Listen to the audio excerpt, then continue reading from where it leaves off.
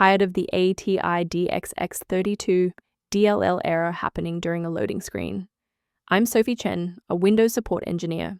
Let's optimize your gaming environment and kill that pop-up for good.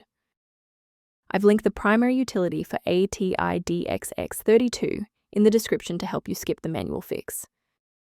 This DLL file is a legacy 32-bit AMD graphics driver component. It provides implementation for DirectX graphics features on older AMD ATI hardware, maintained for compatibility with classic PC software. With that background out of the way, here is how we actually restore the missing component.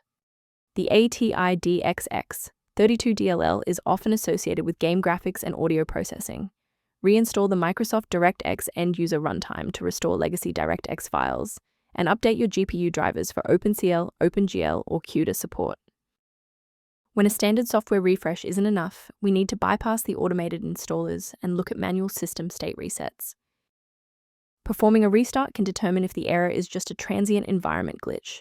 A reboot refreshes your system's path variables and can sometimes re-establish a broken link to the Atidxx32 file.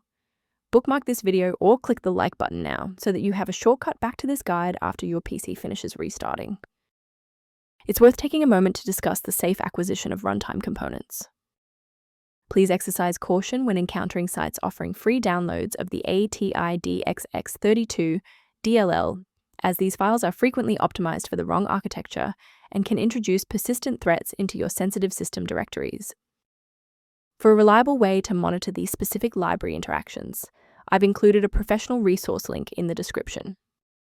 Review options for improved system responsiveness by consulting the primary tool linked below for the Atidxx32. I'm Sophie Chen. If this engineering guide helped resolve the Atidxx32 dependency issues, consider subscribing so you have a trusted resource for future Windows troubleshooting.